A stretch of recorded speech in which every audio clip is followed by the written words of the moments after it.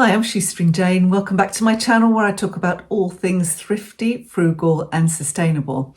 And today what's on my mind is how our recent ancestors dealt with life with rationing in the Second World War and how well managed it all was. I mean, we had decent governance, which helped a lot, who kind of saw the value of really promoting people to use their creativity and ingenuity and determination, to survive on a lot less because so much was going towards the war effort. So I thought those kind of skills, that kind of mindset can also help us to survive and maybe even thrive in today's quite dodgy economy when there are so many forces beyond our control that are impacting on how far the pound or the dollar will go for us these days. So, and how much we can earn and that kind of thing. So it's as well to kind of try and be a bit creative and use some of the skills that our ancestors used to get them through what was a very tough period and, come out not unscathed, obviously, but come out healthier in some respects. So I'm going to go through those today. And if you think you see those wartime posters around all the time, and I'm kind of using some of those as the basis of some of the things I'm going to say, like make, do and mend and dig for victory was about growing your own fruit and veg and use it up, wear it out, make do or do without, a few others like that. So just that kind of mindset, I find it's really helpful for me day to day now, let alone for those people who lived through the Second World War and didn't have any choice. So we are getting to the point where some of us don't have any choice again. So it's as well to kind of cultivate some of those skills. So anyway, let me go through some of my ideas.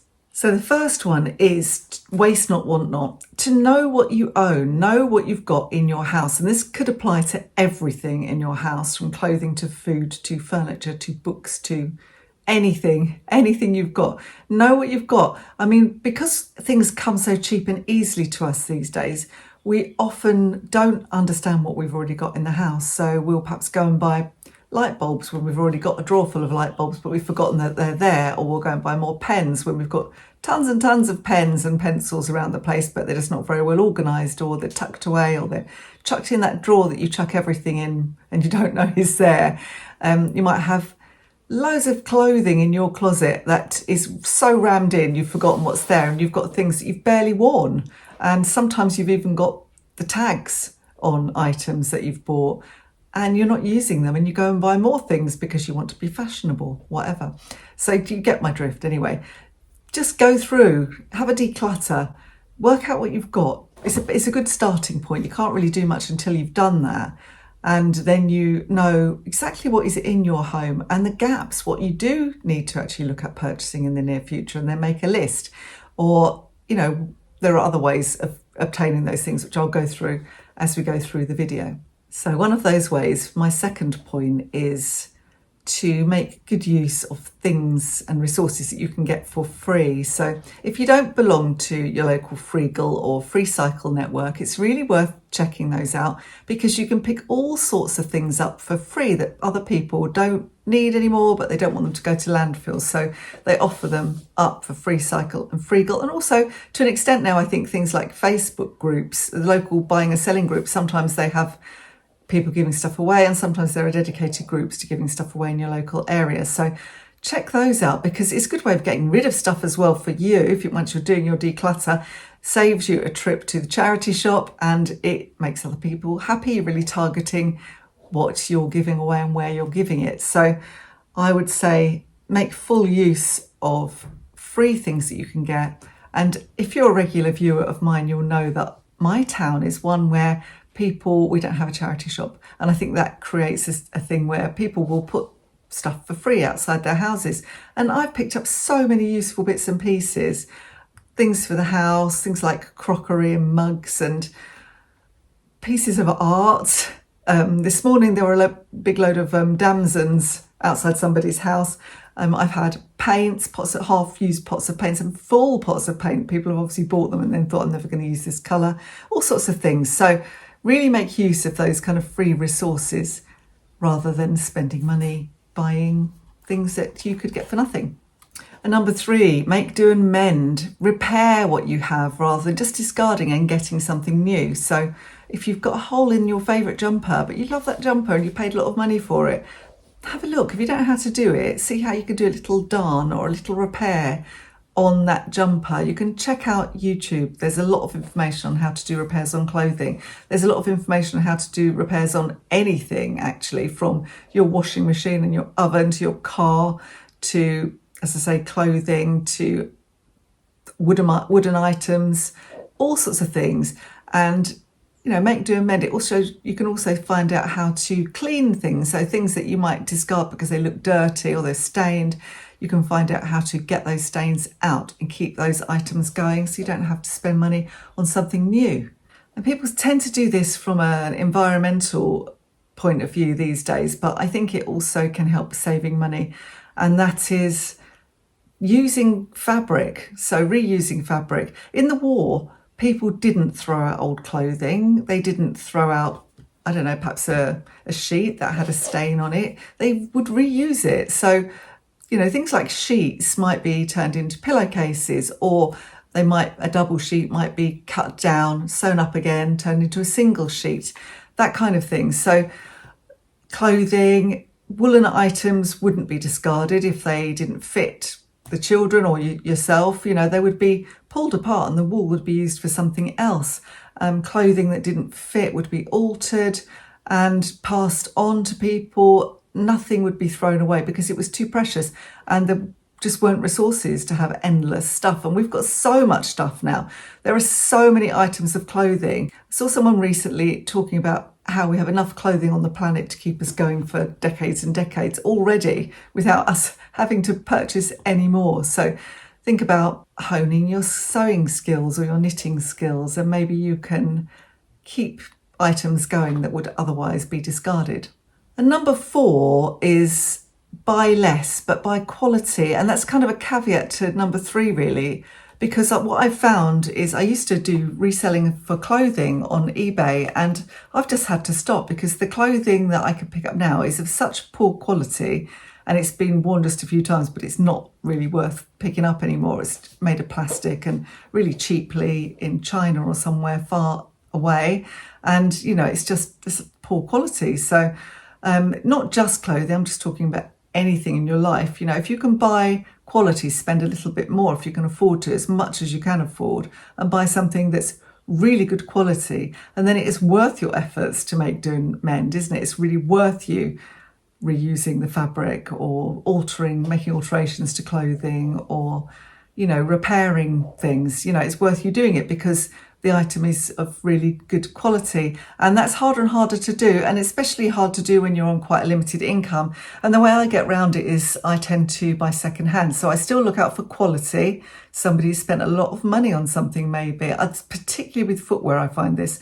Somebody's spent, £120 on a pair of shoes, and I'll pick them up for £10 in a charity shop, and they're really good leather, and they'll last me a long, long time. So they're good quality, and they're worth then getting rehealed or resold because I didn't pay very much for them and I want to keep them going for a long time. The same with furniture. It tends to be lower quality, mass-produced furniture now, made of plywood and really thin pine, and it scratches and marks really easily. And you can look out in charity shops for really good quality oak and other wood furniture from charity shops. And I find this a lot with 1920s, 1930s furniture, that, it was really good quality, really solid, and people don't like it. And if you don't like the designs or the way it looks, you can upcycle it. It's still being used, isn't it? So I'm not a purist in that way. If something is better for something to be used and locked away and unused or chucked at landfill, it's better to use it. So if you want quality, sometimes it's worth going for vintage if you can afford it, but maybe not mid-century, which is quite trendy. Go for something earlier than that if you possibly can.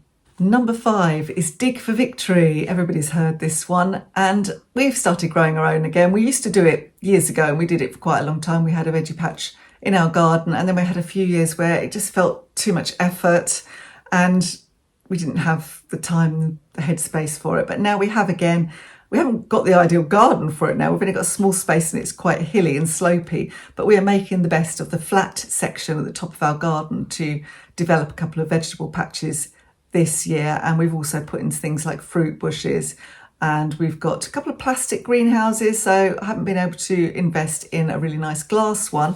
So we've got a couple of discarded greenhouses. One of them was my late dad's greenhouse, and the other one was just here when we arrived. So we've used them both, and we're growing tomatoes, aubergines, peppers, things that I use a lot that can be quite pricey.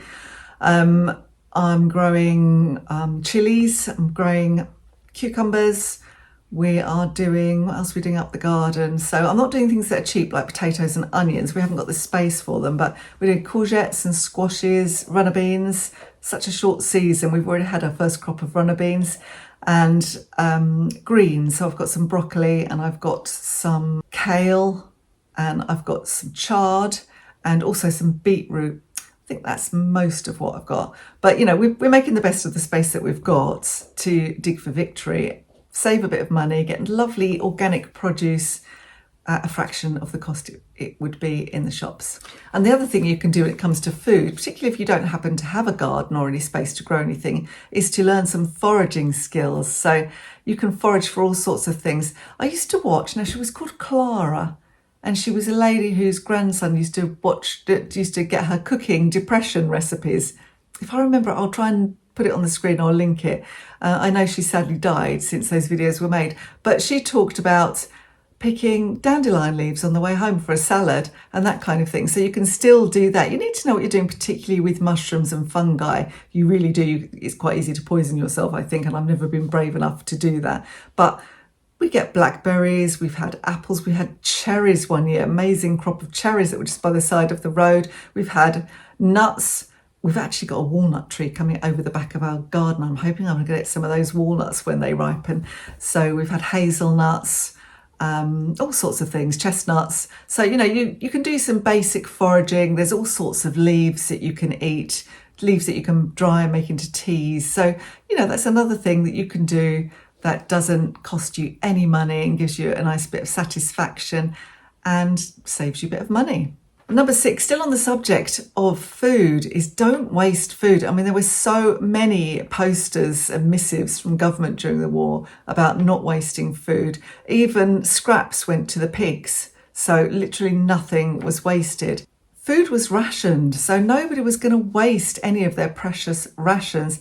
A lot of people kept hens in the garden and they fed them scraps and had some fresh eggs, because other than that it was quite often only powdered eggs that they got on their ration books. They had very little meat. They tried to grow their own vegetables, so they wouldn't waste any of that precious stuff. So I think it's really worth doing things like planning your meals and looking through your cupboards and making sure there's not things that need to be used up before you go shopping again, to make sure you're not wasting any food. And the other thing that cooks in the Second World War, you know, they were encouraged to be creative and resourceful, and they would adapt recipes and they would create new recipes and maybe make some things that were a bit odd. So they might sound odd, but, you know, they didn't have a lot of things like, you know, sugar and that kind of thing. So they really had to be creative. And this kind of takes me on to my next point, which is number 7. And that is to eat what you can get cheaply. So base your meals around things that you could pick up quite cheaply. Reduce the amount of meat in your diet if you do eat meat. Eat things like root vegetables and potatoes and lentils and maybe oats, beans and lentils. These are all things that you can make nutritious meals from without spending too much money. So, you know, that was the sort of thing that was encouraged in the war. And they had a whole team of home economists who would go around and do demonstrations in shops and for community groups and in schools and to mums groups and that kind of thing, to help people to make the best of what they had. And so that's what we're missing in many ways these days, I think, is a good education around food and nutrition and cooking, because so many people eat ready-made food and have kind of lost the skills, and generations have lost the skills to make themselves food from scratch. And I picked this up. It's worth looking out for wartime cookbooks. And this is quite an interesting one, I think. This was one of the economists that I mentioned, the food economists that I Marguerite Patton, who wrote this, and she was one of the team that went round. So this is the Victory Cookbook, and it has recipes like oatmeal sausages. So this one it's made with chopped onion or leek, cooking in fat or dripping, and they were encouraged to keep dripping from roasting or cooking meat, to keep maybe the oil from a can of sardines, that kind of thing, so you didn't waste anything.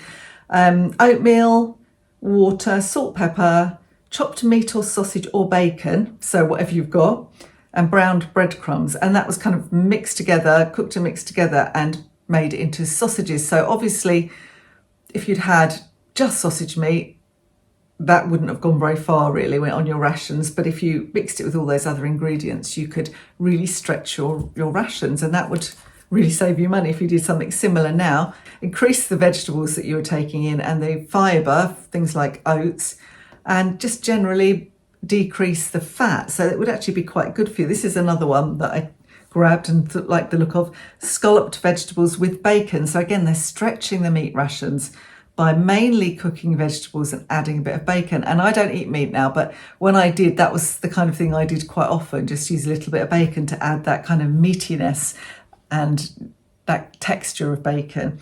So this consists of half a cabbage, 3 or 4 carrots, a leek, 4 potatoes, margarine, because they used margarine in those days, flour or fine oatmeal, 2 to 3 slices of bacon. So they would have been good chunky slices, not like the tiny little rashers of bacon we get nowadays that are pumped full of water, and browned breadcrumbs. And that's, you kind of cook all the vegetables, make a little sauce with the flour, arrange the vegetables with the bacon, sprinkle with breadcrumbs with a little sauce in it as well, and then you put it under the grill. So it's quite a simple dish, but super cheap as chips. They've also got a recipe for lentil sausages, which I am going to try because they're completely vegetarian, so I'm going to give that a go at some point. There's loads of recipes in here, and it just kind of gets you into the mindset of where they were and how they had to be creative and how they had to make do with what they had. So we could learn a thing or two from wartime cooks. And there's a lot of evidence that we were actually healthier for that kind of diet as well, because we ate a lot less sugar, we ate a lot less meat, we ate a lot less fat. There was no processed food really to speak of in those days, although they did have tinned ham and spam and that kind of thing, but they had so little of it. Most bread was brown bread because it made no sense to take the goodness out of the flour before you made the bread when you were trying to feed the nation, you know. So it was a healthier diet. People were probably at their healthiest, that they weren't overweight and they didn't eat a load of rubbish, and there was very low incidence of diabetes and that kind of thing. Anyway, moving on to number 8, and that's another wartime skill you could learn, and that is how to preserve food. So that might mean making jams and jellies. They actually, in this book, were talking about how to make jams or preserve fruit without sugar, because of course they didn't have a lot of sugar. So that's worth looking at as well. But because sugar is plentiful and relatively cheap, you could go foraging for blackberries, as I said, or buy fruit that's in season that's relatively cheap and make some preserves, so you can make some nice jellies and jams, or you might grow your own fruit. So that's something you can do, which is, it kind of improves your food security as well. I mean, I don't know if any of you have a bit of a prepper pantry going on. I have had one for a number of years, since before Brexit. It came in very handy during COVID, and with all of the stuff that's on the news about how we have to think about ourselves as being in a wartime footing, I am going to be extending that little prepper pantry, and I think having some preserves in there is a good thing. It could be pickles as well, and obviously you can freeze stuff. We're going to freeze some of our courgettes, I would imagine, when they come through, because there's always a glut and there's always, you can never use them all at once. I tend to make soups and stick them in the freezer, but obviously you're reliant on having some power and to run a freezer. So you can also dry fruit and vegetables on a very, very low oven, so you don't need any fancy equipment. And obviously you can do canning, but we don't have a tradition of canning really in this country. I know the Americans do a lot. When I watch YouTubers and homesteaders, they do a lot of canning. you need quite a bit of equipment. And so, if you're trying to keep your costs low, then investing in that equipment might be a bit too much, unless you can borrow it from someone and give it a try, see if it's something that you're going to make use of long term. So, that kind of thing, you could just think about developing those skills. It's very easy to find out how to do that. It's all over the internet. You can get books on it, you can get books from the library. It's quite easy to start with some basic preserves. I mean, a really good one to do would be, I'd done a few months ago, I bought some Seville oranges prepared in a big can. Marmade it was called, and I made about 6 or 7 pots of marmalade, obviously added sugar to it. And that's quite a nice gentle way in if you're trying to build up your confidence to start to make your own jams. Start with a marmalade. I'm going to add that to my shopping list actually and get a couple of those in my prepper pantry. So yes, really nice. It made a lovely marmalade actually. And number 9 would be to reduce the number of cleaning products that you buy. I have said on this channel a lot of times that you just don't need a cleaning spray or product for every possible job in your house. You don't need different products for every different task. And it might be just some liquid soap is what you use. I tend to use vinegar a lot. I use soda crystals. I use citric acid a lot because I live in a hard water area, and it's really, really handy for getting rid of those kind of marks and stains you get on things like the bath or stainless steel sink, in the kettle, in the iron, things like that. It's really, really handy if you're in a hard water area. I've got citric acid in the toilet magic that I make, which is from this book. It's Nancy Birtwistle Clean and Green. And I also have an all-purpose vinegar spray, which again is from here. It's really cheap to invest in some of those ingredients and make your own cleaning products, and you really don't have to spend a lot on all these brand names. They have spent a lot on marketing to make you believe that you need all of these different products, and you really don't. And in World War II they didn't have them, so we all grew up and survived and didn't die of germ infestations, didn't we? So there you go. Number 10 would be to share or borrow. So in the war, because resources were scarce, as I've mentioned already, and energy was being used to produce munitions and other items for the war effort, you didn't have a lot of goods. So, people would share, they would borrow, or they would do without. But, if you need something, can you borrow from someone? Can you buy something between you? So if you've got really nice neighbours, do you need a lawnmower each? Could you buy one between you? Or have you got family members who would lend you power tools if you needed them? I mean, for how often we use them, Justin uses them more than I do. But things like a drill, he would use his, actually, he does need a drill. But if, say, my daughter wanted to borrow one, she would ask him, she wouldn't go and buy one. So we're lucky enough here to have a library of things starting up. So an enterprising person has decided to put this together. They've got the council to give them a little space to keep the library of things equipment. They've asked the community to donate unwanted tools and household goods. So it might be something like a food mixer or a bread maker or a carpet cleaner, or, as I mentioned, things for the garden or power tools, to donate them. And they're also getting some funding to try and buy some new things. And the idea is that you'll be able to go along like a library, a book library, and you'll be able to show them your details, and you'll be able to borrow some things for an amount of time, and then you take them back. And it's a really good system. So, you could get someone to, or you think about starting one of those in your area. But if you haven't got anything like that, just use the network you've already got. Just even your Facebook friends. Because somebody lend me, I don't know, a strimmer for a week. Somebody lend me a wallpaper stripper rather than me having to go out and buy one. Just make the best of the resources you've got without having to spend lots of money. Number 11 is watch your energy and water usage. So again, we didn't have endless energy in the war. It was being diverted for other things. They also had blackouts, of course, to stop the Germans coming and bombing them. But so turn lights out. But, you can do sensible things, like there were posters saying walk short journeys. So walk short journeys rather than, in our case now, getting in the car. But in the case of the war, it was rather than use the bus, because everybody was on the buses, and sometimes they had longer journeys, and it was saying leave space for the people that have longer journeys. So just watch your energy usage generally. That might be at home or away. Turn off lights, turn your thermostat down, all of those things. There's so much information about how you can save energy. So do that, insulate, only heat the water you need. put your clothes out. My clothes are out now. It keeps clouding over, but I don't think it's going to rain. It's a really windy day, and every now and then it's really sunny, so I'm hoping they'll be dry very soon. Get your clothes on the line. I've put a couple of white things, and one of my t-shirts I noticed had a stain on it, so I'm really hoping that will have come off. That's because I'm a sloppy eater and slopped tomato sauce down it. I'm hoping that will come off because the sun will bleach it, but if it hasn't, I'll have to do something with it. Certainly does have a bleaching effect, has a deodorizing effect, and it does clean. It continues the cleaning process. So really get your stuff out on a line now that we're in the summer, and save water. So it might be that you have water butts. We've got a couple of water butts out there. We would like to get a third. And I've been doing things like saving excess bath water, letting it go cold and using it to water my plants, and the washing up water. As long as you're not using any harsh chemicals in these things, you can use it to water your garden. So, make the best of that rather than getting your hose out and having to pay for water, especially if you're on a meter.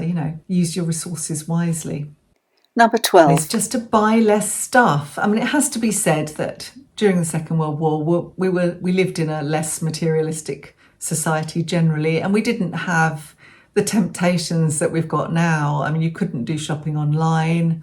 There were fewer shops. There was fewer goods to buy in the shops. We didn't have as much spare cash, so we just didn't do as much shopping. Shopping certainly wasn't a hobby. You wouldn't go out for the day and think, what shall we do? Let's go shopping at a big shopping mall for the day as recreation. We just didn't have that. So it was easier in some respects not to spend as much money in those times. Now there are a lot of temptations. Plus, we're so used to that as a society. Society is always telling us to buy stuff, buy more stuff. We're getting blasted with marketing all the time. And although they had adverts during the Second World War, they weren't deluged with all of the ads from all of the media forms that we have. I mean, even me, if I just go on to play a game on my phone, which I do from time to time, I'll get blasted with adverts selling me all sorts of weird stuff, a lot of weird AI adverts as well. So, it was different times, and it's harder maybe in some respects to get yourself into the mindset of not spending money. But if you think,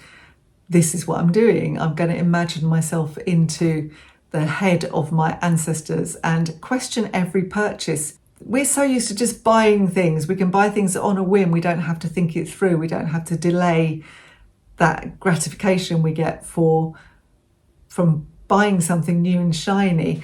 But, if you try to get yourself into the habit of doing that, so maybe if you're online shopping, you put things in your basket, you don't buy them straight away. You think, I'll leave that a few hours. When I've done that, I nearly always forget that they're in there and forget that I even wanted them in the first place. But sometimes I will go back and think, yeah, I do want that. I did really want that. It's still there a week later. And it's a purchase that I'll make use of, And if you're familiar with the hierarchy of needs, then that's a good way to kind of lead your life and get into that kind of mindset of buying a lot less. I will put it up on screen now. So at the very bottom is the biggest section, use what you have. And then if you haven't got something, borrow it, swap something, thrift something, make something. And finally, on that very last tiny tip of triangle, if you can't do any of those things, then buy something. Which is what we've been talking about in this video. So I hope you found that of interest today. Above all, don't forget that wartime saying, keep calm and carry on. It's quite easy to get into a rabbit in the headlights type situation when you're short of money and you're struggling to pay your bills and you're finding the cost of living is scary and things are going up all the time. So just try and keep calm, maybe plan, prioritize, keep a cool head. Plan for what you need, plan your meals, think about every aspect of your life and where you can save money. And it's remarkable how much you can save doing that. I hope you enjoyed the video. Thank you for watching till the end. Don't forget to like and subscribe, and I'll see you next time. Bye for now.